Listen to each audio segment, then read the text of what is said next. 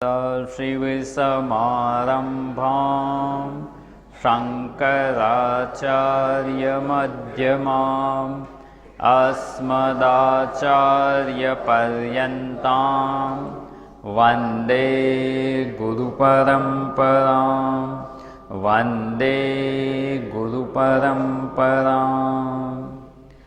वासुदेवेन्द्रयोगीन्द्रं नत्वा ज्ञानप्रदं गुरुं मुमुक्षूणां हितार्थाय तत्त्वबोधो विधीयते। मुमुक्षुत्वं किं? मोक्षो मे भूयाद् इति इच्छा।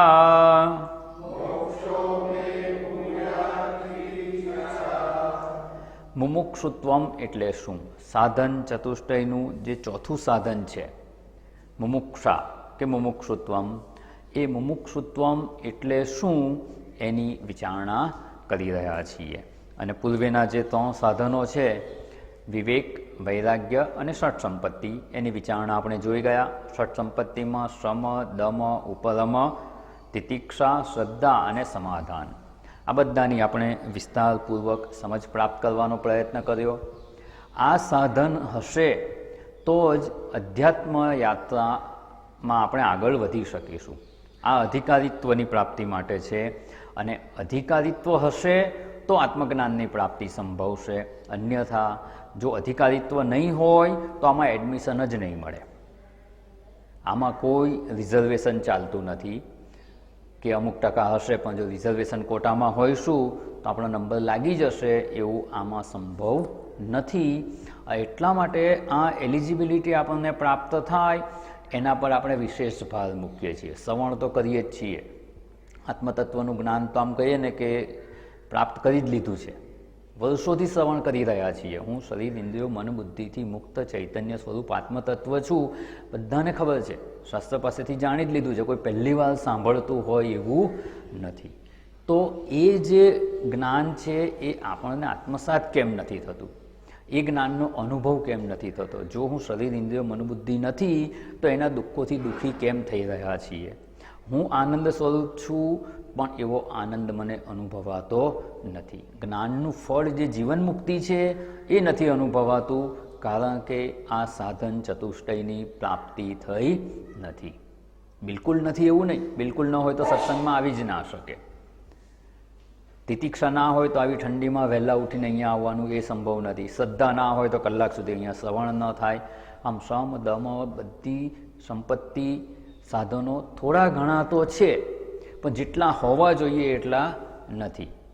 કોલેજમાં એડમિશન લેવાનું હોય તો 80% કે 90% એડમિશન મળવાનું હોય ને આપણે 60% છે એટલે બિલકુલ ટકા નથી આવ્યા, રિઝલ્ટ નથી આવ્યું કે નથી આવડતું એવું નથી, પણ એડમિશન લેવા જેટલું નથી.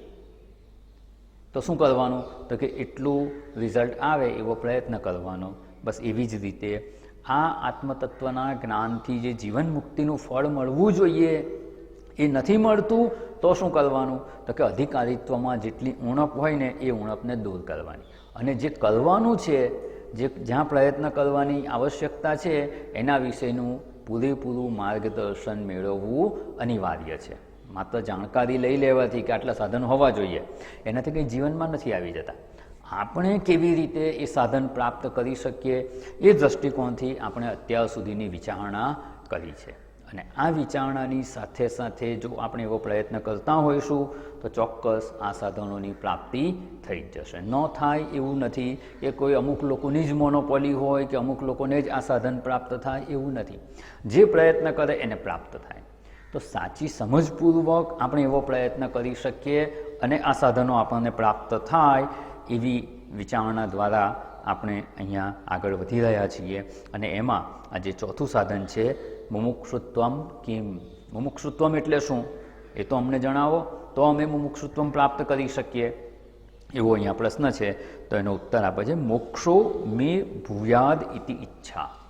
મે અર્થાત કે મને મોક્ષ પ્રાપ્ત થાવ અથવા મારો મોક્ષ થાવ કે મને મુક્તિની પ્રાપ્તિ થાય એવી જે ઈચ્છા છે ને એને મુમુક્ષુત્વમ કહેવામાં આવે છે. આ પાણી છે, પાણી પીવાની ઈચ્છાને શું કહેવાય? પીપાસા, પીવાની ઈચ્છા. ખાવાની ઈચ્છાને બુભુક્ષા, જ્ઞાનની ઈચ્છાને જિજ્ઞાસા. એવી મુક્ત થવાની ઈચ્છાને શું કહેવાય? મુમુક્ષા. એ ઈચ્છા છે એક પ્રકારની. એવી ઈચ્છા આપણે કરવાની. આમ તો કહે છે કે બધી ઈચ્છાઓ છોડી દો. જ્યારે મનમાં રહેલી બધી ઈચ્છાઓ છૂટી જાય ત્યારે મોક્ષની પ્રાપ્તિ થાય છે એવું કહેવામાં આવે છે. પ્રજહાતિ યદા કામાન, બધી જ કામનાઓ. પ્રજહાતિ યદા કામાન સર્વાન પાર્થ મનોગતાન. મનમાં રહેલી બધી જ કામનાઓને જો છોડી દેવામાં આવે ત્યારે સ્થિત પ્રજ્ઞસ્તદોચ્યતે એવું કહેવામાં આવ્યું. પણ શું બધી છૂટી શકે એમ છે ખરી? તો કે ના, અત્યારે આપણી એવી હાલત નથી, એવી પરિસ્થિતિ નથી, એવી પરિપક્વતા નથી કે બધી જ ઈચ્છા છોડી શકાય. તો શું કરવાનું? તો કે જે સુખી થવાની ઈચ્છા છે ને તે ધર્મ, અર્થ અને કામ, એ 3 પુરુષાર્થ દ્વારા સુખી થવાની ઈચ્છા છે ને એને છોડી દો અને મોક્ષની જે ઈચ્છા છે ને એને રવા દો. એટલે જે 4 પુરુષાર્થ કહેવામાં આવે છે, ગયા વર્ગમાં આપણે એની વિચારણા જોઈ ગયા હતા. ધર્મ, અર્થ અને કામ, આ 3 પુરુષાર્થ કરી અને સુખી થવાની ઈચ્છા છે ને એને છોડી દો. અને મોક્ષ પુરુષાર્થ દ્વારા સુખી થવાની ઈચ્છા કે મારે મુક્તિ પ્રાપ્ત કરવી છે, મુક્તિ પ્રાપ્ત કરવા આત્મજ્ઞાનની પ્રાપ્તિની આવશ્યકતા છે, તો આત્મજ્ઞાનની પ્રાપ્તિની જ ઈચ્છા બાકી રહેવી એને મુમુક્ષુત્વમ કહેવામાં આવે છે. સાધન કક્ષાએ છે એટલે આ ઈચ્છા રહેશે અને આ ઈચ્છા રાખવાની પણ ખરી. કારણ કે અન્ય ઈચ્છાઓ જે છે, ધર્મ, અર્થ અને કામ પુરુષાર્થ દ્વારા સુખી થવાની ઈચ્છા, એનાથી જે કંઈ સુખ પ્રાપ્ત થાય એવું લાગે છે ને એ અનિત્ય છે. અને આનાથી સુખ પ્રાપ્ત થશે એ કેવું હશે? તો કે આત્મ સ્વરૂપના જ્ઞાન દ્વારા સુખી થવું છે ને તો આત્મ સ્વરૂપ નિત્ય છે, નિત્ય છે અને આનંદ સ્વરૂપ છે. એટલે એનું જ્ઞાન પ્રાપ્ત કરવાથી નિત્ય સુખની પ્રાપ્તિ થઈ શકે એમ છે. એટલે અનિત્ય સુખની પ્રાપ્તિની જેટલી ઈચ્છા છે એને છોડી દેવાની અને જે નિત્ય સુખની પ્રાપ્તિની ઈચ્છા છે એવી માત્ર મોક્ષ પ્રાપ્તિની એક જ ઈચ્છા બાકી રહે ત્યારે મુમુક્ષુત્વમ પ્રાપ્ત થયું છે એવું કહેવાય. હવે આપણે જોઈ લેવાનું કે આપણા જીવનમાં આ મુમુક્ષુત્વમ છે ખરું? અને મુમુક્ષા છે પણ શું એ બીજી બધી ઈચ્છાઓની સાથે છે કે એકલી મુમુક્ષા છે? જો બીજા બધાની સાથે હશે ને કે જગતમાં કંઈક મળશે તો સુખી થઈશું, મોક્ષ પણ પ્રાપ્ત કરવો છે, મોટાભાગના સાધકોની આ સ્થિતિ હોય છે. સમજાય તો ગયું? એટલે મોક્ષ પ્રાપ્તિની તો ઈચ્છા છે પણ સાથે સાથે જગતમાં પણ બીજી બધી વસ્તુઓની પ્રાપ્તિની ઈચ્છા રહી છે. અને એનું ગયા વર્ગમાં એક દ્રષ્ટાંત જોયું તો ખાલી યાદ કરી લઈએ કે ભાંગ પીધેલા 4 મિત્રો ગંગા કિનારેથી નાવમાં બેસીને સામે પાર જવું છે. સાંજ પડી ગઈ છે, નાવવાળો આવવાની ના પાડે છે, નાવ આપી દીધી કે લો આ નાવ છે તમે જાઓ, સવારે હું સામે કિનારેથી લઈ લઈશ. અને આ ભાંગનો નશો હતો એટલે ધ્યાન ના રહ્યું કે દોરડું બાંધેલું છે, એ દોરડું છોડવાનું બાકી છે. અને આખી રાત હલેસા મારે છે. ક્યાં પહોંચે સવારે? ત્યાંના ત્યાં જ હોય, પ્રગતિ નથી થતી. પ્રયત્ન છે, દિશા પણ એ જ રાખી છે, હલેસા મારે છે, પણ પ્રગતિ નથી. કેમ? તો કે આ કિનારે દોરડું બાંધેલું છે. એવી રીતે જગતમાં ક્યાંય સુખેચ્છારૂપી દોરી જો બાંધેલી હશે, માત્ર સૂત્રનું નાનું તાંતણું હશે ને તો પણ એ આપણી પ્રગતિ થવા દેશે નહીં. એટલે 3 પુરુષાર્થ છે, ધર્મ, અર્થ અને કામ, એમાં જો સુખની ઈચ્છા રહી હશે તો મુમુક્ષા સફળ થતી નથી. મુમુક્ષા એનું ફળ પ્રદાન કરી શકે નહીં. એટલે જ્યારે મુમુક્ષા કહેવામાં આવે, મોક્ષો મેં ભૂયાદ ઇતિ ઈચ્છા, બસ એક જ ઈચ્છા હોય, એ સિવાયની બીજી બધી જ ઈચ્છા છૂટી ગઈ હોય, અર્થાત કે એનું જીવનમાં મહત્ત્વ ન રહ્યું હોય. એનું મહત્ત્વ જો જતું રહ્યું કે એનાથી હું સુખી થઈ જાઉં છું એ વિચાર જો જતો રહ્યો તો અહીંયા જે કહેવામાં આવે છે એવી મોક્ષની ઈચ્છા પ્રબળ થઈ શકે તેમ છે. અને એવી જો ઈચ્છા થાય, એવી મુમુક્ષા જો પ્રાપ્ત થાય તો જ આ તત્વનો બોધ પ્રાપ્ત થઈ શકે તેમ છે. અને જે તત્વના બોધનો પ્રકાર અહીં જણાવવાના છે. તત્વનો બોધ કેવા પ્રકારે, કઈ પ્રક્રિયાથી આપણે આત્મસાત કરી શકીએ એ બધી વિચારણા જણાવવાના છે. તો એક શંકા જે જોઈ હતી કે આપણે ઘણા લોકો એવા મળે છે આપણને કે અમે તો બહુ સાત્વિક જીવન જીવીએ છીએ, અમે નૈતિક જીવન જીવીએ છીએ, નૈતિકતાપૂર્વકનું અમારું જીવન છે, ધર્મમય જીવન જીવીએ છીએ, તો અમારે આ મુમુક્ષા કેળવવાની આવશ્યકતા ખરી કે નહીં? અમે કોઈને નુકસાન નથી પહોંચાડતા, બની શકે તો કોઈને મદદ કરીએ, ધર્મમય જીવન જીવીએ છીએ. તો આવું જીવન જીવતા હોય એણે મોક્ષ માટે પ્રયત્ન કરવાની આવશ્યકતા ખરી કે નહીં? મળે છે ને એવા ઘણા લોકો હશે. એ તો તમે બધું મોક્ષ માટેનો પ્રયત્ન કરો, અમારે જરૂર નથી, અમે તો ધર્મમય જીવન જીવીએ છીએ. બરાબર છે, આવું જીવન જીવવું સારી વાત છે, ના નથી એની, પણ આટલું પર્યાપ્ત નથી. આવું જીવન જીવે તો ચોક્કસ સદગતિ થાય, પુણ્યની પ્રાપ્તિ થશે, બધું જ થશે, પણ દુઃખથી મુક્તિ સંભવતી નથી. ખૂબ ધર્મમય જીવન જીવે, થશે શું? ધર્મથી પુણ્યની પ્રાપ્તિ થશે, અહીંયા પણ સુખ મળશે, જન્માંતરમાંય સુખ મળશે, સ્વર્ગાદી લોકમાંય ગતિ થશે, ત્યાંના દિવ્ય ભોગો ભોગવશે, પછી પુણ્ય સમાપ્ત થયે પાછા મનુષ્ય લોકમાં આવવાનું. અને મનુષ્ય લોકમાં આવવાનું એટલે એનો અર્થ શું થયો? પુનર્જન્મ તો છે જ. અને પુનર્જન્મ હશે તો દુઃખથી મુક્તિ સંભવે છે ખરી? જન્મ મૃત્યુ જરા વ્યાધિ દુઃખ દોષાનુદર્શનમ. જન્મ, મૃત્યુ, વૃદ્ધાવસ્થા, વ્યાધિ, આ બધામાં દુઃખનું અનુદર્શન કરવાનું. દુઃખરૂપી દોષ, એમાં દોષનું દર્શન કરવાનું છે, પણ એમાં મુખ્ય દોષ શું છે? તો કે દુઃખી હોવું ને, દુઃખરૂપતા એ જ મુખ્ય દોષ છે.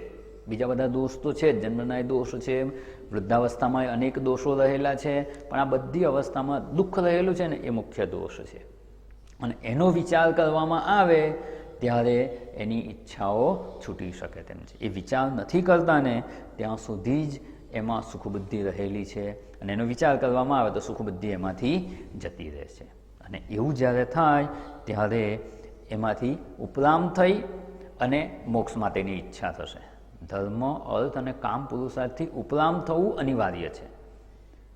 એ પ્રયત્ન છૂટી જાય એવું નથી. જ્યાં સુધી આ મનુષ્ય શરીરમાં હોઈએ, પ્રારબ્ધ હોય, આપણા કર્તવ્ય કર્મો કરતા હોઈએ, જીવન નિર્વાહના કર્મો થતા હોય, ત્યાં સુધી પ્રવૃત્તિ થશે, પણ એની પાછળની સુખબુદ્ધિ કાઢી લેવાની છે. આ એક શાસ્ત્ર ખૂબ સુંદર કળા શીખવે છે. એમાંથી સુખબુદ્ધિ જો નીકળી ગઈ ને તો એ આપણા જીવનનું લક્ષ્ય બનશે નહીં. જીવનનું લક્ષ્ય શું છે? તો કે મોક્ષ પ્રાપ્તિ એ જ જીવનનું લક્ષ્ય છે.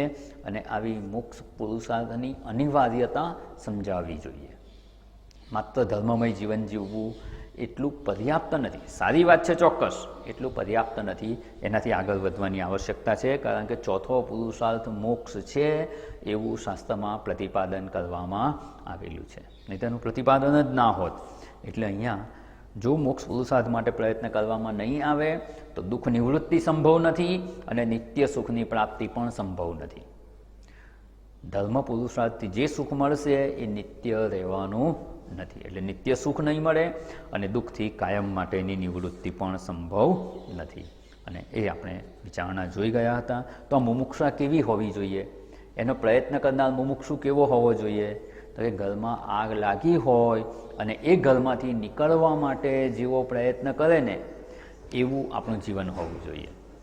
જ્યારે ઘરમાં આગ લાગી હોય ત્યારે કોઈ વ્યક્તિ કે ચાલો હું જમવા બેઠો છું, જમી લઉં, તિજોરીમાં ધન પડેલું છે એ લઈ લઉં, મારા સર્ટિફિકેટ પડેલા છે એ લઈ લઉં, અડધો કલાક પછી નીકળીશ, અત્યારે મુહૂર્ત સારું નથી, આમાંનો કોઈ વિચાર નથી. એ વખતે એક જ વિચાર છે, આ બળતા ઘરમાંથી કેવી રીતે જીવ બચાવીને બહાર નીકળવું. અને જેવી રીતે પોતાનું શરીરનું, ઇન્દ્રિયોનું, મન, બુદ્ધિનું બધું જ સામર્થ્ય ઘરમાં આગ લાગી હોય એ આગ લાગેલા ઘરમાંથી નીકળવા માટે જેવી રીતે વાપરે છે, એ જ પ્રકારે મુમુક્ષુ એને જ કહેવાય જે પોતાના શરીર, ઇન્દ્રિયો, મન, બુદ્ધિનું સંપૂર્ણ સામર્થ્ય માત્ર મોક્ષની પ્રાપ્તિ માટે વાપરે. જીવનનું લક્ષ્ય આ જ છે. શરીરનું સામર્થ્ય છે તો એનાથી પણ આ જ પ્રયત્ન થવો જોઈએ. ઇન્દ્રિયોનું સામર્થ્ય છે એનાથી પણ મોક્ષ પ્રાપ્તિ માટેનો જે સંભવ પ્રયત્ન હોય એ જ થવો જોઈએ. મન પણ સતત આ જ લક્ષ્યના વિચારમાં લાગેલું રહેવું જોઈએ. અને બુદ્ધિ દ્વારા જે કંઈ નિશ્ચયો થાય એ પણ આ મુમુક્ષાને દ્રઢ કરનારા જ હોય અને આત્મજ્ઞાનની પ્રાપ્તિ માટેના જ હોય. એટલે અહીંયા જે મોક્ષેચ્છા કહ્યું, મુમુક્ષુત્વમ, મોક્ષો મે ભૂયાદ ઇતિ ઈચ્છા, મારો મોક્ષ થાવ એવી જે ઈચ્છા છે એને મુમુક્ષુત્વમ કહેવામાં આવે છે. બીજી કોઈ ઈચ્છાનું પ્રાધાન્ય રહેતું નથી. અને અન્ય ઈચ્છામાં જો કાંઈ એક બીજી પણ વિચારણા કરી લેવાની છે કે જો બીજી કોઈ પણ ઈચ્છા થાય તો શું કરવાનું? ઈચ્છા તો થશે જ. ઈચ્છા થાય તો શું કરવાનું? 2-3 ઓપ્શન છે એમાં. કાં તો એ જે ઈચ્છા થઈને તો એની પૂર્તિનો પ્રયત્ન કરી અને જોઈ લેવાનું કે શું એનાથી સુખી થવાની અપેક્ષા હતી એવા સુખી થવાય છે ખરું? એમ થાય ને કે મને આ મળી જાય તો સુખી થવું. જો જગતમાં ક્યાંય એવી ઈચ્છા રહી હોય અને એના માટે પ્રયત્ન કરવાનું મન થતું હોય તો પ્રયત્ન કરીને જોઈ લેવાનું કે શું એ પ્રયત્નથી સુખી થવાય છે. જો આપણા માટે સંભવ ના હોય એવી ઈચ્છા થઈ હોય તો શું કરવાનું? તો કે એ વસ્તુ જેણે બીજા કોઈએ જો પ્રાપ્ત કરી લીધી હોય ને તો એના જીવનનો અનુભવ જોઈ લેવાનો કે શું એને સુખ પ્રાપ્ત થયું ખરું? જો એને પ્રાપ્ત થયું હોય તો આપણે પ્રયત્ન કરીએ. કાં તો આપણા પોતાના અનુભવથી જોઈ લેવાનું કે ધર્મ, અર્થ અને કામ પુરુષાર્થની ઈચ્છા પૂર્તિના પ્રયત્ન કરવાથી નિત્ય સુખની પ્રાપ્તિ સંભવતી નથી. આપણા અનુભવથી ના સમજાય તો અન્યના અનુભવ જોઈ અને આ નિશ્ચય દ્રઢ કરવાનો. અને ત્રીજું છે શાસ્ત્ર પાસેથી સમજ પ્રાપ્ત કરી અને આપણા નિશ્ચયને દ્રઢ કરવાનો. 3 પ્રકારે નિશ્ચય દ્રઢ થઈ શકે. બરાબર ને કે અહીંયા આ જગ્યાએ આ દુઃખ છે, અથવા દ્રષ્ટાંત રૂપે જોઈએ તો રસોડામાં ચૂલા પાસે તપેલી પડી છે, આપણને ખબર નથી પણ આપણી પહેલાં કોઈએ પાણી એમાં ઉકાળી અને તપેલી ત્યાં મૂકી છે, સ્ટવ પરથી ઉતારીને મૂકેલી જ છે જસ્ટ. કાં તો આપણે અડીને જોઈ લઈએ કે ગરમ છે, અડી અને દાજીએ એટલે ખબર પડી જાય, આપણા અનુભવથી ખબર પડી. અથવા રસોડામાંથી કોઈ નીકળ્યું હોય ને આપણને કહે કે જો હમણાં જ પાણી ઉકાળીને મૂકેલું છે તપેલીમાં, ગરમ છે, અડતા નહીં, તો શું થયું? બીજાના અનુભવથી ખબર પડી ગઈ. આ બંને રીતે ખબર પડી જાય. અને અહીંયા જે દ્રષ્ટાંત શાસ્ત્ર પાસેથી પણ કોઈની પાસેથી જ્ઞાન પ્રાપ્ત કરી લઈએ, અહીંયા શાસ્ત્ર પાસેથી પણ આપણે સમજ પ્રાપ્ત કરી અને જોઈ શકીએ એમ છીએ. પેલું હોય ને સ્વર્ગમાં સુખ છે એવું સાંભળ્યું છે, પણ ખરેખર સુખ છે તો કે ના, કઠોપનિષદ સાંભળી લો. નચિકેતા કહે છે સ્વર્ગમાં એવું સુખ રહેલું નથી, ત્યાં જે સુખ છે એ નાશ પામવાવાળું છે. તો શાસ્ત્ર પાસેથી પણ જાણી શકાય, પોતાનો અનુભવ, અન્યનો અનુભવ અને શાસ્ત્ર પાસેથી જાણી લેવાનું. અને જો આ પ્રકારે આપણે આપણી જે આમ કહીએ ને ફર્મ કન્વિક્શન હોવું જોઈએ કે ધર્મ, અર્થ અને કામથી નિત્ય સુખની પ્રાપ્તિ થઈ શકે એમ નથી, માત્ર મોક્ષની પ્રાપ્તિથી જ આપણે નિત્ય સુખની પ્રાપ્તિ કરી શકીએ એમ છીએ. એટલે મુમુક્ષુત્વમ કોને કહેવાય? હવે આપણામાં એ મુમુક્ષુત્વમ કેવી રીતે જાગે અને મોક્ષ કેવી રીતે પ્રાપ્ત થાય એની આપણે વિચારણા કરવાની છે. ખૂબ સરસ આપણે વિચારણા કરી રહ્યા છીએ. જો આ વિચારણા એકવાર આપણા જીવનમાં આવી જશે ને, એ આત્મસાત થઈ જશે ને, તો જગતમાં ક્યાંય સુખબુદ્ધિ નહીં રહે. ભલે આપણા પ્રારબ્ધ અનુસાર કે જીવન નિર્વાહ પૂર્વકના કર્મો આપણે કરતા રહીશું, પરંતુ એમાં સુખબુદ્ધિ તો ક્યારેય થશે જ નહીં. અને સુખબુદ્ધિ નહીં થાય તો મન એમાં રાગદ્વેષપૂર્વક પણ નહીં જાય કે એમાં આસક્ત પણ થઈશું નહીં. એટલે અહીંયા જે કહ્યું ને મોક્ષો મે ભૂયાદ ઇતિ ઈચ્છા મુમુક્ષા, મારો મોક્ષ થાવ એવી ઈચ્છા એને મુમુક્ષા કહેવામાં આવે છે. તો પહેલો પ્રશ્ન એ થાય છે કે મારો મોક્ષ થાવ એવી ઈચ્છા કોને થઈ શકે? કોને થાય?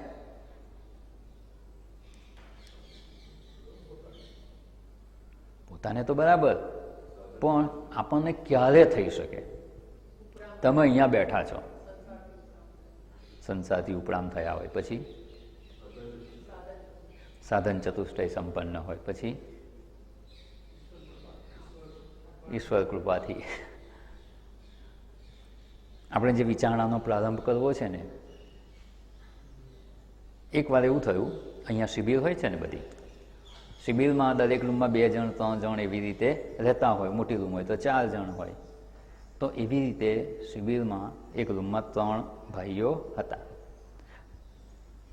એમાં એક ભાઈને થોડું વહેલા ઉઠવાની ટેવ હતી, થોડા વહેલા ઉઠી ગયા, નાહી ધોઈ પરવારીને કે હું મંદિરે જઈને બેસું છું, ત્યાં જપ ધ્યાન કરું છું. તમે તમારે તૈયાર થઈને પછી આવજો. પ્રવચન તો 7 વાગે છે, ચા 6:30 ચા મળશે, ત્યારે આવજો. એટલે પેલા ભાઈ તો 4, 4:15 ઉઠી ગયા, એટલે 5 વાગ્યાના નીકળી ગયા.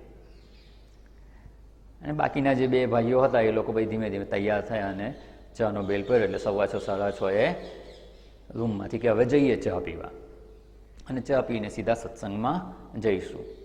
તો જેવા બહાર નીકળવા ગયા અને બારણું ખોલવા ગયા તો શું થયું? ભૂલમાં પેલા ભાઈ બહારથી બારણું બંધ કરીને જતા રહ્યા હતા. એટલે કાયમ પહેલાં આવતા હોય તો એકલા જ આવતા હોય, એટલે જ્યારે જાય ત્યારે બહારથી બારણું બંધ કરીને જવાની આદત હતી. પણ શિબિરમાં તો પોતે એકલા નહોતા, 3 જણા હતા, છતાં સ્વભાવથી એ બારણું બહારથી બંધ કરીને જતા રહ્યા. હવે શું થશે? બહાર જવું છે, જઈ શકતા નથી, એટલે આજુબાજુ બૂમ પાડશે કોઈને, હરિઓમ હરિઓમ કહીને બૂમ પાડે. પણ બીજા બધા તો વહેલા નીકળી ગયા હતા, એટલે આજુબાજુ કોઈ હતું જ નહીં.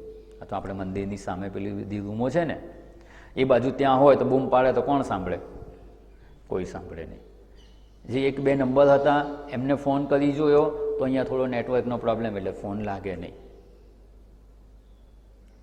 હવે ચિંતામાં, હવે ઉતાવળ છે, કોઈ જલ્દી બારણું ખોલે, કોઈ બારણું ખોલે, કોઈ બારણું ખોલે. ભાઈ કરે શું ખબર? આવો કોઈનો ફોન ના લાગે ને એટલે અમારા પર ફોન આવે.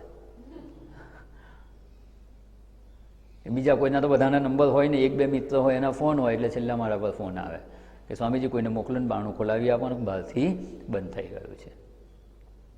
એટલે જઈને બારણું ખોલીએ. તો હવે ધારો કે એ વખતે કહે ને કે હું હમણાં થોડા કામમાં છું, 10 મિનિટ રહીને આવું, તો શું કહેશે? ના ના, તમે ના આવો તો કંઈ નહીં, બીજા કોઈને પણ જલ્દી મોકલો. હવે કેમ ઉતાવળ છે? બંધ કેટલા વાગ્યાના હતા અંદર? 5 વાગ્યાના. પેલા ભાઈ તો 5 વાગ્યાના જતા રહ્યા. 5 થી 6:30 સુધી બંધ જ હતા. અને ત્યારે તો આજુબાજુ બધા લોકો હતા, ત્યારે જો કોઈને બૂમ પાડીને કહી દઉં તો કોઈ પણ ખોલી આપે. પણ એ વખતે કેમ બારણું ખોલવા માટે કોઈને કહ્યું નહીં? ખબર જ નહોતી કે અમે બંધનમાં છીએ. બંધનમાં છીએ ખબર નહોતી, એટલે બંધનમાંથી મુક્ત થવાનો વિચાર જ ના આવે કે મારે એમાંથી મુક્ત થવું છે. બંધનમાંથી છૂટવાનો વિચાર જ ના આવે. ક્યારે વિચાર આવે? જ્યારે ખબર પડે કે હું બંધનમાં છું. તો 5 થી 6:30 બંધનમાં જ હતા, પણ મુક્ત થવાનો વિચાર આવતો નથી. તો બંધનમાંથી મુક્ત થવાનો વિચાર ક્યારે આવે? બંધનમાં છીએ એવું સમજાય તો જ વિચાર આવે. એટલે ઈશ્વર કૃપા કે ઈશ્વર કૃપા પણ બંધનમાં છીએ એ તો સમજાવવું જોઈએ ને. પૂર્વે જ્યારે 4 પુરુષાર્થની વિચારણા કરી ત્યારે આપણે સમજી ગયા હતા. ઈશ્વર કૃપા જ થાય, ચોક્કસ સાચી જ વાત છે. ધર્મ, અર્થ અને કામ 3 પુરુષાર્થની મર્યાદા સમજાય ને. અર્થ અને કામ પુરુષાર્થની મર્યાદા તો વિચારણાથી સમજાય છે. ધર્મ પુરુષાર્થની મર્યાદા જલ્દી સમજાતી નથી. એમાં ઈશ્વર કૃપાની અનિવાર્યતા છે. ઈશ્વર કૃપા થાય ને ત્યારે જ ધર્મ પુરુષાર્થની મર્યાદા સમજાય. અને એ મર્યાદા સમજાય ત્યારે એમ થાય કે ના, આ કોઈ પ્રકારે તો આપણે દુઃખથી મુક્ત થઈ શકીએ એમ છીએ જ નહીં. એટલે બંધનમાં છીએ એવું સમજાય તો બંધનમાંથી મુક્ત થવાનો ઉપાય વિચારે માણસ. ત્યાં બંધનમાં છીએ એ સમજાય જ નહીં ને, તો આપણે તો મુક્ત જ છીએ ને. બંધનમાં નથી અર્થાત શું? આપણે મુક્ત જ છીએ. તો આ લોકોને એવું જ હતું કે તૈયાર થઈને આપણે બહાર જઈશું ને ચા પીને સત્સંગમાં જતા રહીશું. મુક્ત જ છીએ, જ્યારે ઈચ્છીશું ત્યારે આપણે બહાર નીકળી જઈશું. પણ જ્યારે બહાર નીકળવાનો પ્રયત્ન કરે છે ત્યારે સમજાય છે કે બહાર નીકળી શકાય તેમ નથી. અને જ્યારે આવું સમજાય ત્યારે શું પ્રયત્ન થાય? કેવી રીતે બહાર નીકળાય? હવે મોડું થઈ જશે, કોઈ જલ્દી આવીને ખોલે તો સારું. જો 7 વાગ્યાનો સત્સંગ ચાલુ થઈ ગયો ને તો 8:30 સુધી કોઈ દેખાશે જ નહીં પછી. એટલે હવે ઉતાવળ છે કે જલ્દી અમે આમાંથી મુક્ત થઈએ. એટલે મુક્તિની ઈચ્છા કોને થાય? મોક્ષો મે ભૂયાદ, મારો મોક્ષ થાવ કે મારી મુક્તિ થાવ, એવો વિચાર કોને આવે? બંધનમાં છીએ એવું સમજાય તો જ મુક્તિનો વિચાર આવે, અને એ જ મુક્તિ માટે પ્રયત્ન કરે. એટલે આપણે પણ આપણા પૂરેપૂરા સામર્થ્યથી જો મોક્ષ માટે પ્રયત્ન ન કરતા હોઈએ તો સમજી લેવાનું કે આપણામાં પણ હજુ બંધનમાં છીએ ને એવું સ્પષ્ટ સમજાયું નથી. હા, પ્રયત્ન કરી રહ્યા છીએ, પણ પ્રયત્નમાં તત્પરતા ના હોય ને તો સમજી લેવાનું કે આપણે પણ હજુ પૂરેપૂરા બંધનમાં છીએ એવું સમજાયું નથી. બંધનમાં છીએ એ સમજાવવું અનિવાર્ય છે. બંધનમાં છું એ સમજાય તો જ મુક્તિનો ઉપાય સંભવે. તો શું અત્યારે આપણે બંધનમાં છીએ ખરા? આ દ્રષ્ટાંતમાં તો સમજાઈ ગયું કે બહાર જવું છે ને જઈ નથી શકાતું, બારણું બંધ છે એટલે બંધનમાં છીએ. અત્યારે તમે આ હોલમાં બેઠા છો, બારી બારણા ખુલ્લા છે, બંધનમાં છો કે મુક્ત છો?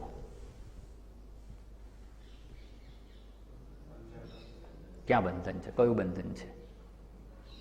આમાં તમે બહાર જવું હોય તો કોણ તમને રોકે છે? આખા આશ્રમમાં તમે ફરી શકો, ભરૂચ જવું હોય ભરૂચ જઈ શકો, બધું જ થઈ શકે. કંઈ જ બંધાયેલા નથી. ફિઝિકલી તો કોઈ રીતે બંધાયેલા નથી. તમારા હાથ કોઈએ થાંભલા સાથે નથી બાંધી દીધેલા, કોઈ રૂમમાં બંધાયેલા નથી, કોઈ કૂવામાં પડી ગયા હોય તોય બંધનમાં કહેવાય, એ પણ બહાર ના નીકળી શકે. કોઈ કાઢે નહીં ત્યાં સુધી ના નીકળી શકાય, તો એ પણ બંધન જ છે. માત્ર હાથ બાંધી દેવાય એટલે બંધન એવું નથી. બારણું બંધ થઈ ગયું તોય બંધન, કૂવામાં પડી ગયા તોય બંધન, કોઈક રૂમમાં મુકાય પુરાઈ ગયા તો બંધન. આ બધું બંધન જ છે. એવું પણ કોઈ બંધન અત્યારે નથી.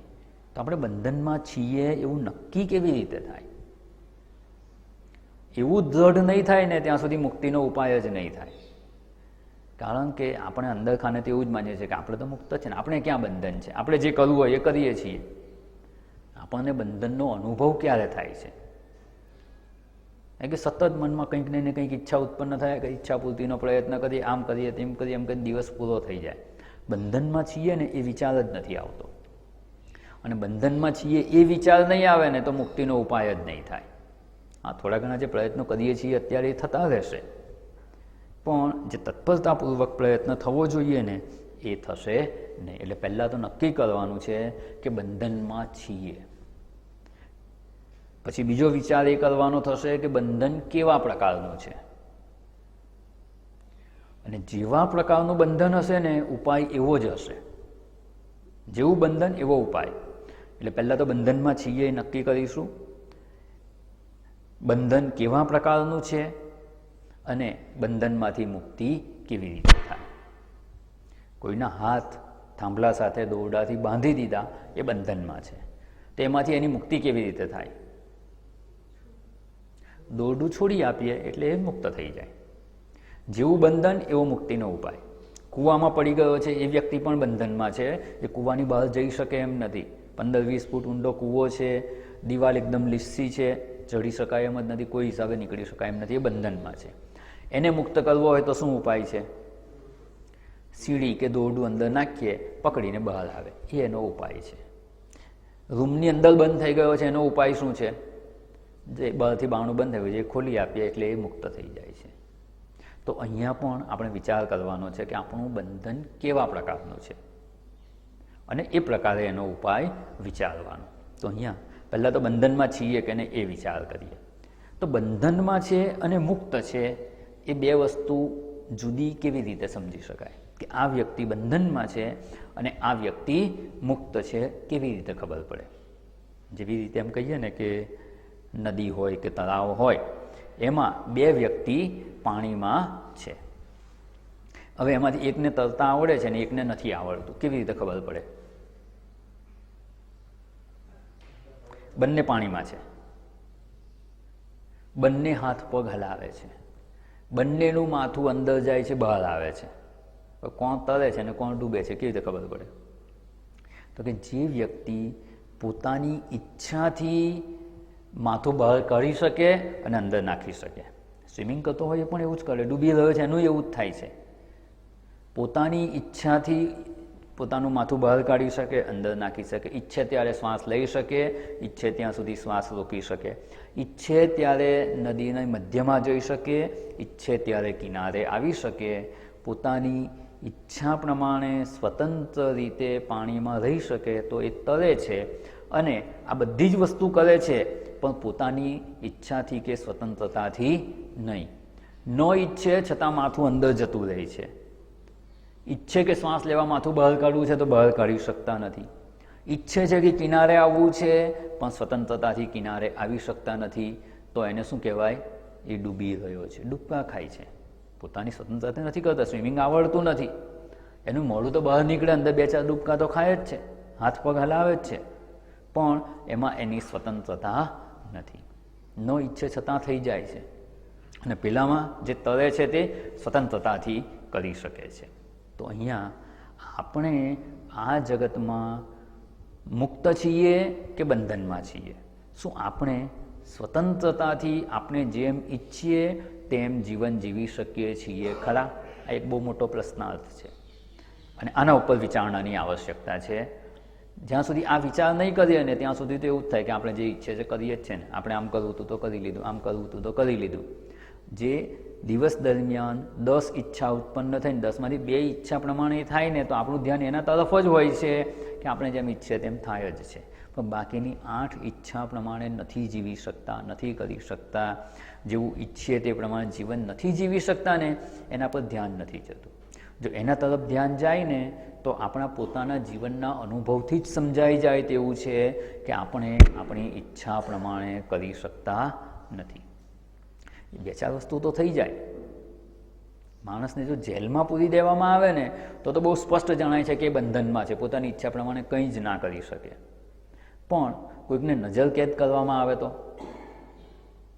હાઉસ એરેસ્ટ કરતા હોય છે ને, એના જ ઘરમાં હોય, એને જે ખાવું પીવું હોય બધું જ કરી શકે, પણ અમુક વસ્તુ ના કરી શકે.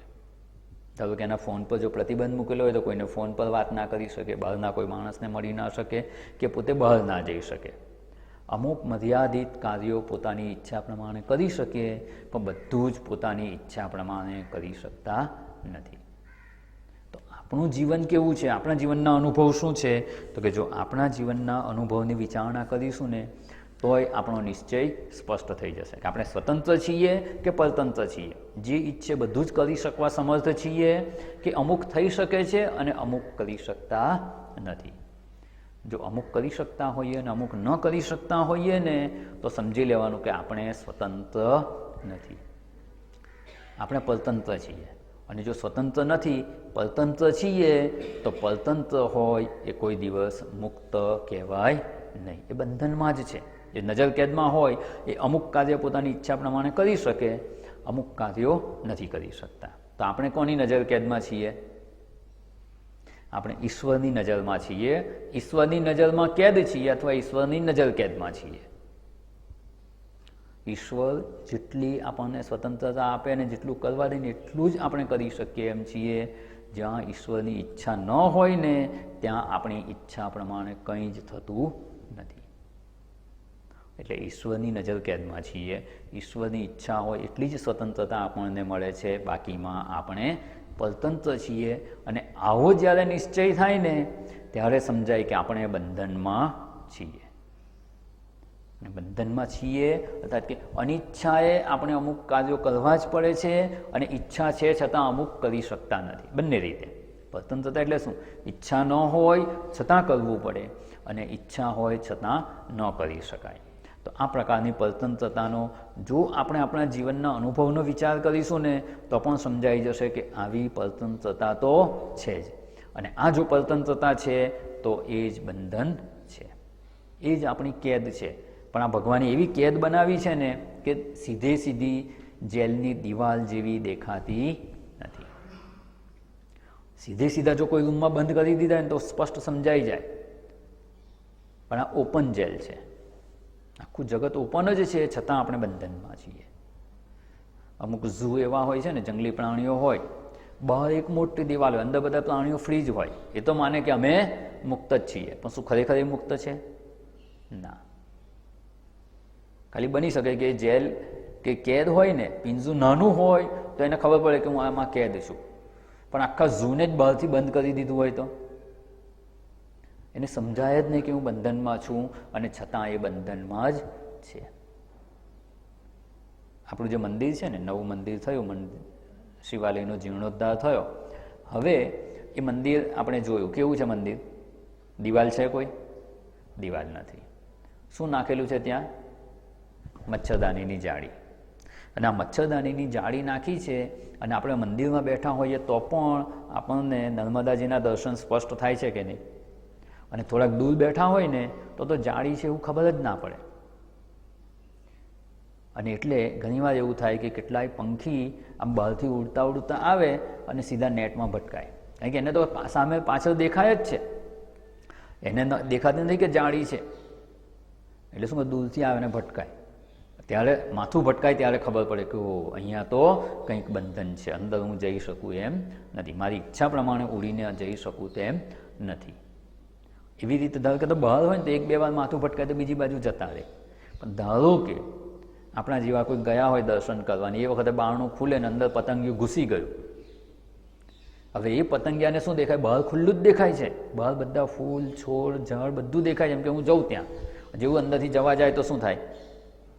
ચારે બાજુ મચ્છરદાનીની જાળી લાગી છે, નીકળી જ ના શકે. 10 વાર એનું માથું ભટકાય તો એ બહાર નીકળી શકે નહીં. બહારવાળાને તો એટલું સારું કે 2 વાર માથું ભટકાઈને બીજી દિશામાં જાય તો બહાર ઉડી શકે. પણ એકવાર અંદર આવી ગયા પછી એને દેખાતું નથી કે હું બંધનમાં છું. જે બંધન છે એ જાળી પણ એને દેખાતી નથી. આજે આ મચ્છરદાનીની જાળી હોય કે ક્યાંક કાચ હોય, કાચમાંય ના ખબર પડે, બહારનું સ્પષ્ટ દેખાતું હોય, જેવું જવા જાય તો જઈ શકે નહીં. હવે ક્યારે એમાંથી છૂટી શકે? જો ને બહાર હોય તે તો બહાર 1-2 વાર માથું ભટકાઈને બહાર બીજી દિશામાં જઈ શકે, પણ અંદર છે તેણે તો કોઈ તમારા જેવા ભક્ત જાય, બારણું ખોલે અને એ વખતે જો એ નીકળી શકે તો નીકળી શકે, નહીં તો એ પણ આપણે અંદર જઈને પાછું બારણું બંધ કરી દઈએ કે મચ્છર ના આવે એટલા માટે. એ નીકળવું બહુ મુશ્કેલ છે. ત્યારે જ નીકળી શકે જ્યારે એને બહાર, એક તો પહેલાં એને સમજાય કે મારે બહાર નીકળવું છે, બહાર નીકળવાનો રસ્તો કઈ બાજુ છે અને ક્યારે બારણું ખુલે એની રાહ જુએ. જ્યારે આવું બારણું ખુલે, બહાર નીકળવાની ઈચ્છા હોય તો એ ત્યાંથી એટલા સમયમાં પ્રયત્ન કરે તો નીકળી જાય. એટલે આપણે પણ અનેક શરીરોમાં ફરતા ફરતા જ્યારે મનુષ્ય શરીરમાં આવીએ ને ત્યારે આ બંધનમાં છું એવું સમજી શકાય. બીજા શરીરોમાં તો એ સમજી શકવાની કોઈ શક્યતા જ નથી. એટલે મનુષ્યત્વ પ્રાપ્ત થાય, પછી બંધનમાં છીએ એ સમજાય તો મુક્ત થવાની ઈચ્છા થાય. અને કોઈક સદગુરુ જેવા મહાત્મા આવે અને એ જ્યારે બારણું ખોલે એટલા જ સમયમાં જો એમની શરણાગતિ સ્વીકારી, શાસ્ત્રનું અધ્યયન કરી અને આત્મજ્ઞાનની પ્રાપ્તિ કરવાનો પ્રયત્ન કરવામાં આવે તો આ બંધનથી મુક્ત થઈ શકાય તેમ છે. એટલે પણ મુક્ત થાય કોણ? એક ખૂણામાં બેસી રહી પતંગિયું તો બારણું ખુલે ત્યારે ના નીકળી શકે. જો પોતે મુક્ત જ છે એવું માને તો, બંધનમાં છે એ સમજ્યું જ ના હોય તો બારણું ખુલે તો પણ બહાર નીકળવાનો એનો પ્રયત્ન થતો નથી. બહાર નીકળવાનો પ્રયત્ન એ જ પતંગિયું કરશે કે જેને 10 વાર માથું ભટકાયું અને વિચાર કરે. માત્ર માથું ભટકાવાથી નથી થતું, દુઃખી થવાથી કંઈ મુક્ત થવાની ઈચ્છા થતી નથી કે બંધનમાં છું એ સમજાતું નથી. વિચાર કરે એને માથું ભટકાય ત્યારે બંધનમાં છું એવું સમજાય. આપણા જીવનમાં શું આમ વિચાર ના કરે તો જે વિચાર નથી કરતા એ લોકો દુઃખી નથી થતા? દુઃખી તો બધા જ થાય છે, પણ જ્યારે કંઈક દુઃખ આવે ને ત્યારે આપણે શું કરીએ છીએ? જ્યારે કોઈ પણ પ્રકારનું દુઃખ આવે કે પરતંત્રતા સમજાય ને ત્યારે આપણો વિચાર કેવો હોવો જોઈએ? અત્યાર સુધી શું વિચાર કરીએ છીએ કે મને આ દુઃખ આવ્યું, આ દુઃખ છે શેને લીધે થયું? તો કે પેલાએ આમ કર્યું એટલે મને દુઃખ થયું, મને આ રોગ થયો એટલે મને દુઃખ થયું, મારી પાસે ધન ઓછું છે એટલે મને દુઃખ થયું. દુઃખનું કારણ ક્યાંય જગતમાં જો શોધતા હોઈશું તો એ દુઃખના જે કારણ છે એને દૂર કરવાનો પ્રયત્ન કરીશું અને દુઃખથી મુક્ત થવાનો પ્રયત્ન થતો રહેશે. પણ હું દુઃખી થઉં છું કેમ? તો કે હું બંધનમાં છું એટલે દુઃખી છું. પતંગિયાને માથું ભટકાયું, કેમ ભટકાયું? તો કે અહીંયા આ છે એટલે માથું ભટકાયું, તો બીજી બાજુ, ત્રીજી બાજુ, ચોથી બાજુ એમ પ્રયત્ન કરતા રહેશે. પણ જ્યારે એને એવો નિશ્ચય થશે કે હું આ બંધનમાં છું તો જ એમાંથી મુક્ત થવાનો વિચાર આવશે. એક જ વાર માથું ભટકાય અને કોઈને વિચાર આવી જાય, આ માર્ગે વિચાર કરી શકે એ પણ સંભવ છે. અને ક્યારેક આખી જિંદગી માથું ભટકાયા કરે ને તોય એવો વિચાર ના આવે કે હું બંધનમાં છું એટલે દુઃખી છું. બંધન કેવા પ્રકારનું છે આપણે વિચાર કરવાનો છે, પણ બંધનમાં છું એ સાચી વિચારણા ન કરે ને ત્યાં સુધી સમજાતું જ નથી હું તો મુક્ત જ છું. આ તો થોડું દુઃખ આવ્યું કારણ કે આમ થયું ને એટલે દુઃખ આવ્યું, તો એને દૂર કરવાનો પ્રયત્ન કરીએ. ધન ઓછું છે ને એટલે દુઃખી છું, તો ધન પ્રાપ્તિનો પ્રયત્ન કરીએ કે મને ધન વધારે પ્રાપ્ત થઈ જશે એટલે હું સુખી થઈ જઈશ. આ તો શરીરમાં તકલીફ છે, આ રોગ આવ્યો, આ બીમારી આવી એટલે હું દુઃખી છું. હમણાં હું દવા લઈ આવીશ, એની ટ્રીટમેન્ટ કરીશ, મારો રોગ દૂર થઈ જશે એટલે હું સુખી થઈ જઈશ. જ્યાં સુધી આ વિચારણા કરતા રહીશું ને ત્યાં સુધી હું બંધનમાં છું એ જ નિશ્ચય દ્રઢ નહીં થાય. અને બંધનમાં છું એ નિશ્ચય દ્રઢ નહીં થાય ને તો જ્ઞાન દ્વારા મુક્તિની પ્રાપ્તિ થાય છે એ પણ દ્રઢ થશે નહીં. એ નિશ્ચય સ્પષ્ટ નહીં થાય. એ કન્વિક્શન જે થવું જોઈએ કે હું બંધનમાં છું, મારે મુક્ત થવાની જરૂર છે, હું તો મુક્ત જ છું, આ તો થોડું થોડું દુઃખ આવ્યા કરે છે, પ્રયત્ન કરીને દૂર કરતા જઈશું. એટલે પોતાના જીવનમાં એકાદ અનુભવથી પણ માણસ સમજી શકે અને આખા જીવનના અનુભવો કરતા રહીને તો પણ શાસ્ત્રની સાચી સમજ ન હોય તો હું બંધનમાં છું એ સમજાતું નથી. એટલે પહેલી આવશ્યકતા છે કે હું બંધનમાં છું એ સ્પષ્ટ થવું જોઈએ. એ પોતાના અનુભવથી સમજાય, ના સમજાય તો બીજાના અનુભવથી જોઈ લેવાનું અને શાસ્ત્રના માર્ગદર્શનથી સમજી લેવાનું. પણ આ નિશ્ચય સ્પષ્ટ કરવાનો કે હું બંધનમાં છું. બંધનમાં છું તો મુક્ત થવાનો પ્રયત્ન થશે, અન્યથા મુક્તિનો પ્રયત્ન જે તત્પરતાપૂર્વક થવો જોઈએ એ થશે નહીં. હા, કહેવા પૂરતું, દેખાડા પૂરતું કે થોડું એમ કહે ને કે ઉપલબ્ધ દ્રષ્ટિએ થોડો પ્રયત્ન થતો રહેશે, પણ આ તત્પરતા નહીં આવે. એટલે એવી તત્પરતા જીવનમાં આવે, દ્રઢ મુમુક્ષા ઉત્પન્ન થાય. એના માટે પહેલો જ પ્રયત્ન એ હોવો જોઈએ કે આપણે બંધનમાં છીએ એ સમજવાનું. આપણે જેટલી પણ ઈચ્છા કરીએ છીએ સ્વતંત્રતાથી આપણે બધી ઈચ્છા પૂરી કરી શકતા નથી. અમુક થાય છે તો થાય છે, નથી થતી તો આપણે કંઈ કરી શકતા નથી. અને એ આપણી જે પરતંત્રતા છે એને જ અહીંયા બંધન કહેવામાં આવે છે. અને આવું બંધન છે તો એમાંથી મુક્ત થવાનો પ્રયત્ન કરતા રહેવાનો. આપણા અનુભવથી જ પહેલાં તો સમજી લેવાનો. અત્યાર સુધીના અનુભવ થાય ને એનાથી નિશ્ચય થઈ જાય એમ છે કે ના, અત્યાર સુધીના અનુભવ ઓછા છે, હજુ જીવનના અનુભવ કરી લઉં, કે બધા અનુભવ હું જાતે જ કરું. આ જીવનમાં મારે બધા જ અનુભવો કરીને જોઈ લેવું છે કે હું પરતંત્ર છું, કે હું સુખી થઈ શકું એમ નથી. એવી કોઈ આવશ્યકતા નથી. જે થોડા ઘણા અનુભવ થયા છે એમાંથી પણ આ નિશ્ચય પર પહોંચી શકાય એમ છે, અન્યના અનુભવથી પણ આ નિશ્ચય પર પહોંચી શકાય તેમ છે. માત્ર સાચી દ્રષ્ટિપૂર્વક વિચારણા કરવાની આવશ્યકતા છે. કે બધા જ અનુભવો જાતે કરવા જરૂરી નથી કે સત્તાએ પ્રાપ્ત કરીને જોઈ લઉં કે એનાથી સુખી થવાય એમ છે કે નહીં. આ પણ પ્રાપ્ત કરી લો, આ પણ પ્રાપ્ત કરી લઉં. શું મર્યાદિત એક મનુષ્ય જીવનમાં બધા અનુભવ કરી શકાય ખરા? ના, અને જરૂર પણ નથી. પેલું કહીએ ને કે ચોખા રાંધવા મૂકીએ અને ભાત થઈ ગયા કે નહીં એ ચેક કરવું હોય તો કેવી રીતે કરાય? હમણાં એક સરસ એક મેસેજ આવેલો, આ કોરોનાનો સમય ગયો ને હમણાં. કોરોનામાં શું હતું? વર્ક ફ્રોમ હોમ, બધું ઘરેથી જ કામ કરવાનું. એ કામ પછી પછી નવરા ઘરની બહાર તો જવાનું નહોતું જ્યારે લોકડાઉન હતું ત્યારે. એટલે કેટલાય લોકો ઘરનું ઘણું બધું કામ શીખી ગયા. જે ક્યારેય નહોતા કરતા ને એ લોકોએ બધા કામ શીખી ગયા. નવરા હોય તો શું કરે? એવો એક ભાઈને થોડુંક રાંધવાનો શીખવાની ઈચ્છા થઈ કે હું પણ કંઈક શીખું. એટલે એમના પત્નીને કીધું કે મને કંઈક શીખવા, મારે શીખવું છે. તો જો સૌથી સહેલું છે ને ભાત છે એ રાંધો. બીજા બધામાં તો મસાલો, ભાતમાં કોઈ મસાલો આવે? કશું નહીં. શું કરવાનું? તો કે તપેલીમાં ભાત લેવાના. તો કે કેટલા ચોખા લેવાના? તો એને કીધું કે આટલું 1 વાડકી 2 વાડકી જે એમની જરૂરિયાત હતી એ કહી દીધું. પછી પાણી કેટલું નાખવાનું? તો કે ચોખા નાખ્યા પછી ઉપર 2 વેડા જેટલું પાણી રાખવાનું અને મૂકી દેવાનું. 20 મિનિટ ગેસ પર રાખવાનું અને પછી થઈ જાય એટલે પછી જોઈ લેવાનું એ ચોખાને દબાવીને કે કાચો છે કે પાકી ગયો, ચડી ગયો કે નહીં જોઈ લેવાનું. એટલે કે સારું, હું રાંધું છું કે એમ કરીને એ ભાઈ તો કે હું કરું છું.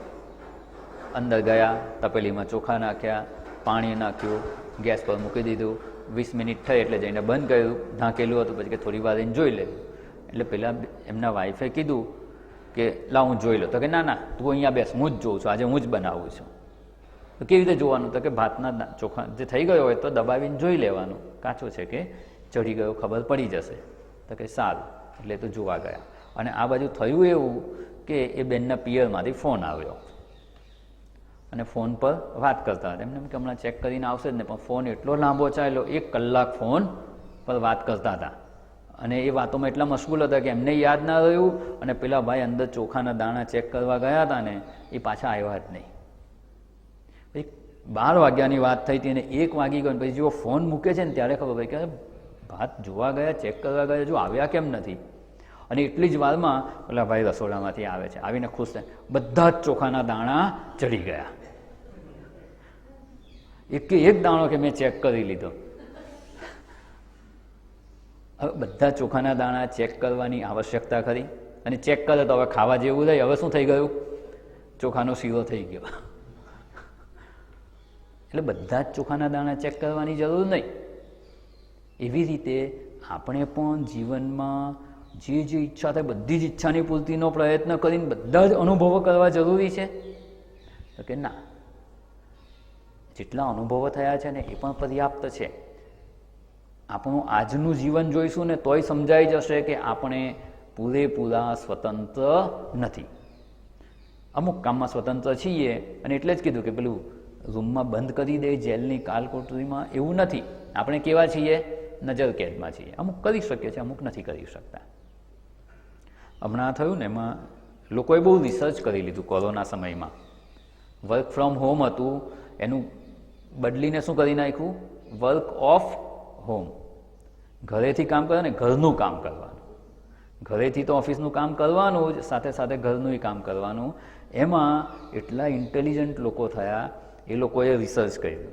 એમાં એક ભાઈનો મેસેજ આવ્યો કે ઘરમાં કચરો વાળવો અને પોતું કરવું, એ બેમાં બેઝિક ડિફરન્સ શું છે? ફંડામેન્ટલ ડિફરન્સ શું, ભેદ શું છે? બોલો, એવો ભેદ તમે બતાવો કે જેમાં એ બે સરખું, એ ભેદ સ્પષ્ટ જણાય એવો. તો કે શું ભેદ છે? તો કે કચરો વાળીએ ને તો આગળ વધવાનું, સાવરણી લઈને કચરો વાળવા ક્યાં જવાનું? અને પોતું કરવાનું હોય તો આ બેઝિક ડિફરન્સ. આ રિસર્ચ છે ને, ક્યારેય ધ્યાન ગયું આ વાત પર? એટલે વર્ક ઓફ હોમ કરે ને ત્યારે આ બધું રિસર્ચ થઈ જાય. એવું એક બીજું સરસ છે, આપણે બાથરૂમમાં નાહીએ ઘરમાં અને નદીમાં નાહીએ, બેમાં ફેર શું? નાહવાનું બંનેમાં છે. એકમાં આપણે પાણીમાં જઈએ છીએ અને બીજામાં પાણી આપણા પર પડે છે. એ તમે ડોલથી ટમ્બલર લઈને નાહો તોય આપણી ઉપર પડે, શાવર લો તો પણ પાણી આપણી ઉપર પડે છે, અને પેલું આપણે પાણીની અંદર જઈએ. આ બેઝિક ડિફરન્સ. એટલે અહીંયા આ તો થોડીક મજાકની વાત થઈ, પણ જે દ્રષ્ટાંત જોયું ને કે ભાતનો એક દાણો દબાવીને આપણે જોઈ શકીએ કે બધા ભાત કેવા છે. બધા ભાતને દબાવીને જોવાની જરૂર નહીં કે બધા ચઢી ગયા છે. એવી રીતે આપણા જીવનમાં પણ જેટલાય અનુભવો થયા છે એનો જો પર્યાપ્ત વિચાર કરીએ, શાસ્ત્રની સાચી સમજપૂર્વક વિચાર કરીએ, તો ચોક્કસ આ નિશ્ચય આપણો દ્રઢ થઈ જ જશે કે આપણે પૂરેપૂરા સ્વતંત્ર નથી. જો થોડીક સ્વતંત્રતા છે અને થોડીક પરતંત્રતા છે, એનો અર્થ કે આપણે ઈશ્વરની નજર કેદમાં જ છીએ. નજર કેદમાં જ છીએ તો પરતંત્ર જ છીએ. પરતંત્ર છીએ એટલે બંધનમાં છીએ, અને બંધનમાં છીએ તો મુક્ત થવાની અનિવાર્યતા છે. કારણ કે જે બંધનમાં હોય ને એ ક્યારેય દુઃખ મુક્ત હોઈ શકે નહીં. આ સીધું સૂત્ર છે. જે પરતંત્ર છે અથવા બંધનમાં છે એ ક્યારેય સુખી હોઈ શકે નહીં. અને આપણે નિત્ય સુખી થવું છે, તો નિત્ય સુખી થવું હોય તો બંધનમાંથી છૂટવાની અનિવાર્યતા છે કે આવશ્યકતા છે. જો બંધનમાંથી છૂટી શકીએ તો આપણે સુખી થઈ શકીએ તેમ છીએ. એટલે અહીંયા આપણે જે વિચારણા જોઈ રહ્યા છીએ કે બંધનમાં છીએ એ સમજાય તો આપણે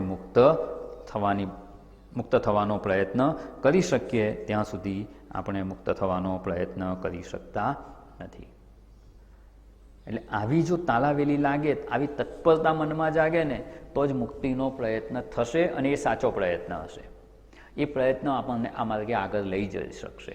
બાકીના બધા પ્રયત્નો આભાસિત જ છે.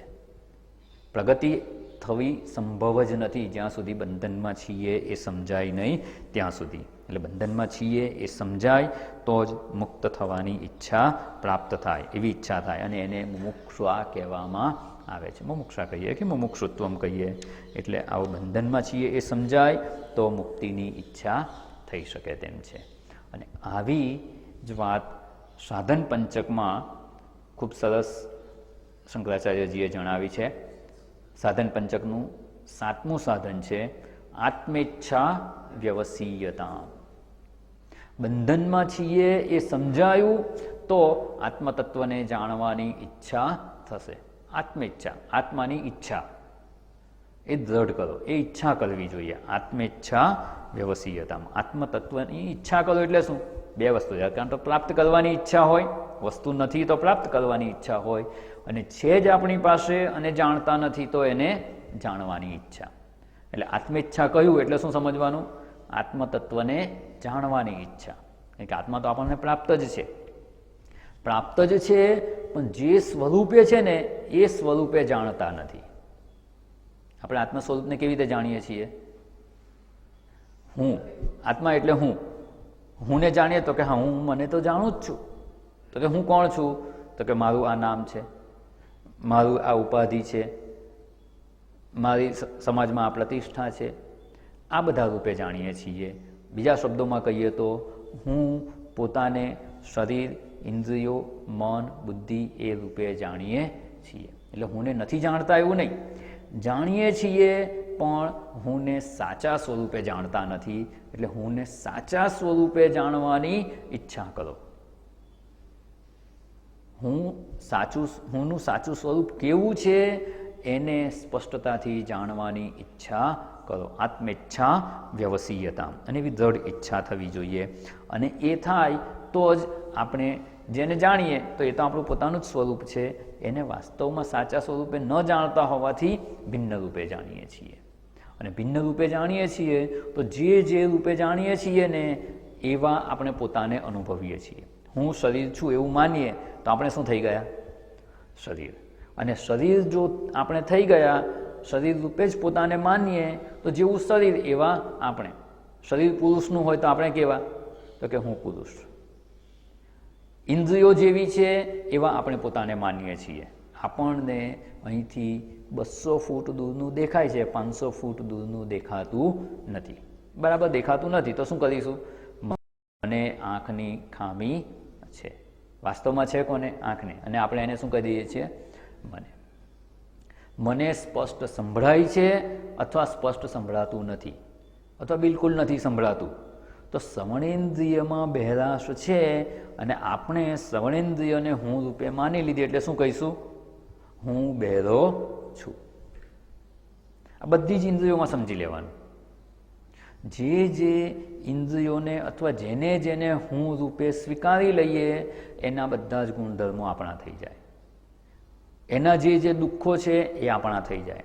એની જે મર્યાદા છે એ મર્યાદા આપણી થઈ જાય. અને જ્યાં સુધી શરીર, ઇન્દ્રિયો, મન, બુદ્ધિને હું રૂપે માનીશું ત્યાં સુધી એ તો મર્યાદાથી યુક્ત જ છે. એટલે એ બધી મર્યાદા આપણી થઈ જશે. એને બંધન છે જ, દેશ કાળ વસ્તુનું બંધન છે જ. એનાથી મર્યાદિત જ છે. શરીર છે તો એને દેશનું બંધન છે. શરીર એક સ્થળે એક જ સમયે એક જ જગ્યાએ હોય, એક જ સ્થળે હોય, એ અનેક સ્થળે હોઈ શકે નહીં. એને દેશની મર્યાદા છે. શરીર અમુક કાળમાં જ હોય, જન્મ તારીખ અને મૃત્યુ તિથિની વચ્ચે જ આ શરીર હોય, એની પહેલાં નહોતું અને પછી રહેવાનું નથી. અને એ શરીરને હું માનીએ તો આપણે પણ એટલા મર્યાદિત થઈ ગયા. એટલે એને કાળનું બંધન છે. દરેક ઇન્દ્રિયોની પણ મર્યાદા છે, મનની પણ મર્યાદા છે. મન ક્યારેક ચંચળ હોય, ક્યારેક શાંત હોય. બુદ્ધિની પણ મર્યાદા છે. અમુક વસ્તુ સમજી શકે, અમુક ના સમજી શકે. અને જ્યારે આ બધાને હું રૂપે માનીએ છીએ એટલે હુંનું સાચું જ્ઞાન નથી ત્યાં સુધી આ બધા જે બંધનમાં છે એ બધા બંધન આપણા થઈ ગયા. ખાસ પેલું દ્રષ્ટાંત આપવામાં છે, પંખો ફરતો હોય, ફરતા પંખા ઉપર માખી બેસી ગઈ. હવે એ માખી એવું વિચાર કરે કે મારે ફરવું નથી. શું એ સંભવ છે? ના.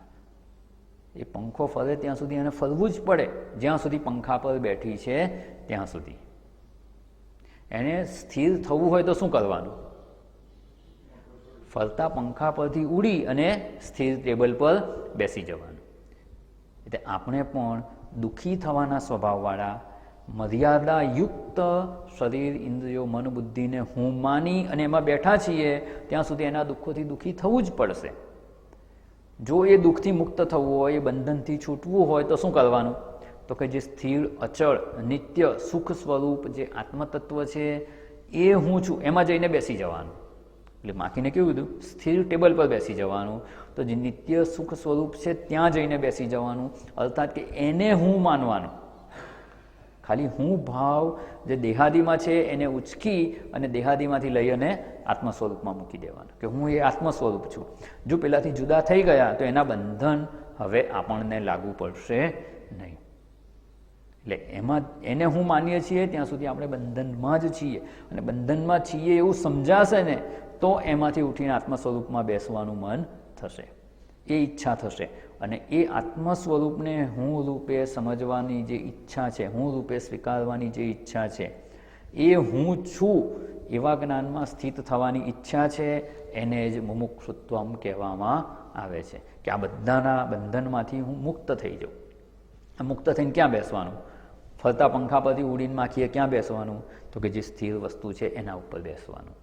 એવી રીતે આપણે પણ આત્મેચ્છા વ્યવસીયતામ એવું જ્યારે આ સાધન પંચકમાં શંકરાચાર્યજી જણાવે છે, એનો અર્થ એ જ થઈ ગયો કે દુઃખી કરવાના સ્વભાવવાળા જે દેહાદી છે એમાંથી ઉપર ઉઠી અને હું એ આત્મ સ્વરૂપ છું એ જ્ઞાનમાં સ્થિત થવાની ઈચ્છા કરવી, એને જ આત્મેચ્છા કહેવામાં આવે છે.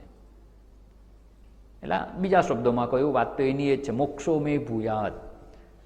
જ્યાં જ્યાં મને બંધન અનુભવાય છે, દુઃખ અનુભવાય છે, એમાંથી મારી મુક્તિ થાવ. તો મુક્તિ કઈ રીતે થઈ શકે એની આપણે થોડી વિચારણા કરવાની છે. પણ આ મુક્તિની ઈચ્છા જન્મે ક્યારે? જ્યારે હું બંધનમાં છું એવું દ્રઢ સમજાય, સ્પષ્ટ સમજાય, ફર્મ કન્વિક્શન થાય કે અત્યારે જ્યાં છું ને ત્યાં હું દુઃખ મુક્ત થઈ શકું તેમ નથી, બંધનમાં જ છું, અને કોઈ પણ પ્રકારનું બંધન છે ત્યાં સુધી દુઃખ મુક્તિ સંભવતી નથી. એટલે બંધનમાં છીએ એ સ્પષ્ટ થવું ખૂબ અગત્યનું છે. અને એ થઈ જાય એના માટે અત્યાર સુધીના આપણા અનુભવોની વિચારણા કરવાની. અત્યારે પણ જે કંઈ કરી રહ્યા છીએ, શું એમાં આપણે સ્વતંત્ર છીએ? જો સ્વતંત્ર જ હોઈએ અને મુક્ત જ હોઈએ તો કોઈ પ્રશ્ન જ નથી.